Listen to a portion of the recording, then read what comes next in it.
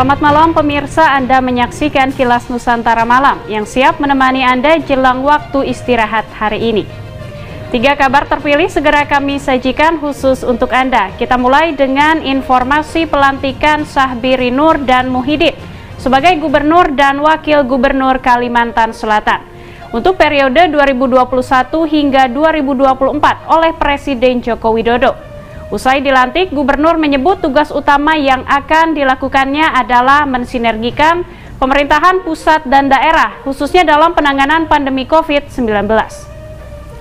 Lalu kita beralih ke berita seputar kebijakan PPKM. Pemirsa, di Ambon, Maluku, kebijakan pembatasan ini ternyata membuat terjadinya peningkatan yang cukup signifikan pada peminjaman online di Pegadaian. Angkanya disebut mencapai hingga 40% dibandingkan sebelum PPKM.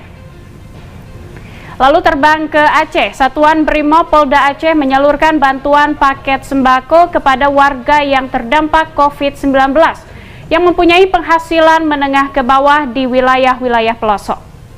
Kita jelang beritanya dalam tayangan berikut ini. Presiden Joko Widodo melantik Syahbiri Nur dan Muhyiddin sebagai Gubernur dan Wakil Gubernur Kalimantan Selatan periode 2021-2024 di Istana Negara Jakarta Rabu 25 Agustus 2021.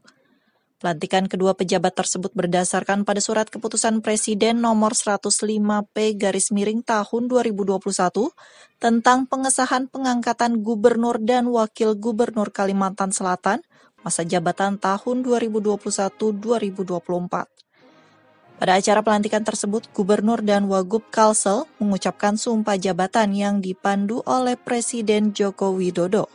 Keduanya bersumpah akan memenuhi kewajiban sebagai Gubernur dan Wakil Gubernur. Usai pelantikan, Gubernur Kalimantan Selatan Syahbiri Nur menyatakan tugas utama dalam pemerintahannya mensinergikan pemerintah pusat, provinsi, dan kabupaten kota, khususnya dalam penanganan pandemi COVID-19. Langkah-langkah yang akan kami ambil setelah pelantikan ini tentu saja adalah konsolidasi organisasi, kemudian menjalankan segala program yang sudah ada dan mensinergiskan dengan pemerintah pusat, provinsi tentunya, dan kabupaten kota.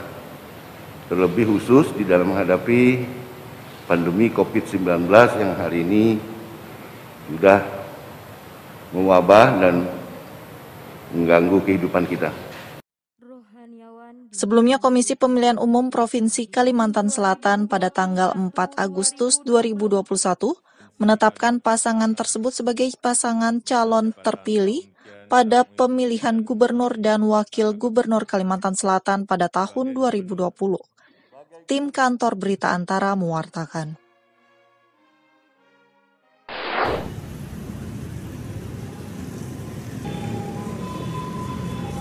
Kepala Departemen Gadai Pegadaian Ambon, Aris Kurniadi, di Ambon Selasa 24 Agustus menyampaikan, di masa PPKM yang terus diperpanjang, membuat pinjaman online di kantor Pegadaian Ambon meningkat secara signifikan.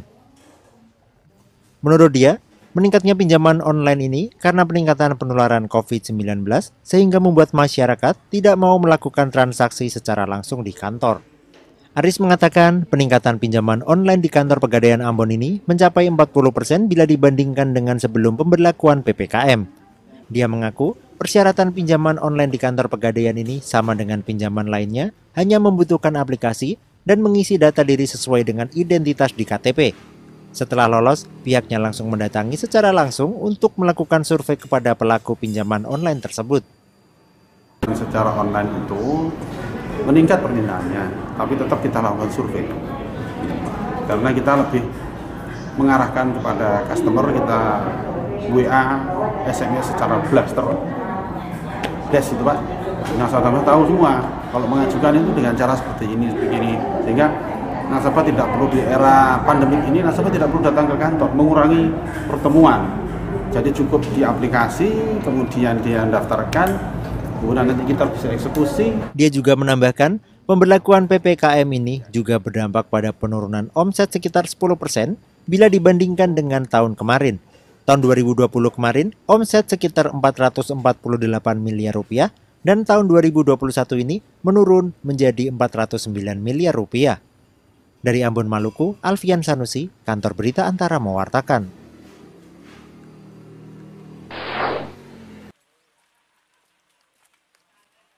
Kepedulian terhadap warga yang terdampak pandemi COVID-19 terus dilakukan oleh sejumlah pihak, seperti yang dilakukan oleh personel Batalion B Pelopor Sat Brimob Polda Aceh bersama PT IBAS yang menyalurkan bantuan berupa puluhan paket sembako bagi masyarakat berpendapatan menengah ke bawah serta terdampak pandemi COVID-19.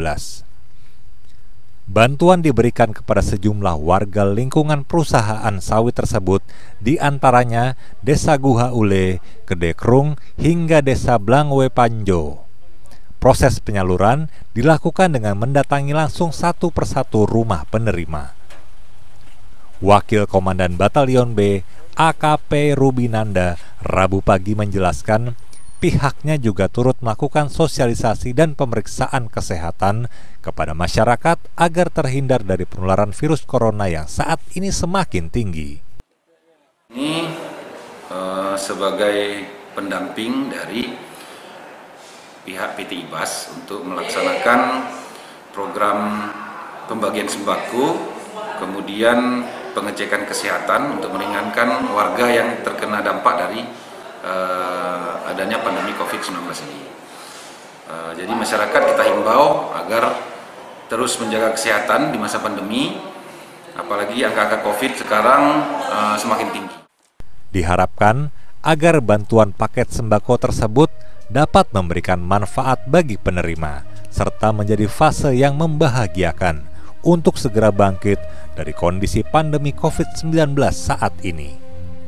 Dari Kota Loksmawe, Aceh, Trifani, Kantor Berita Antara, mewartakan.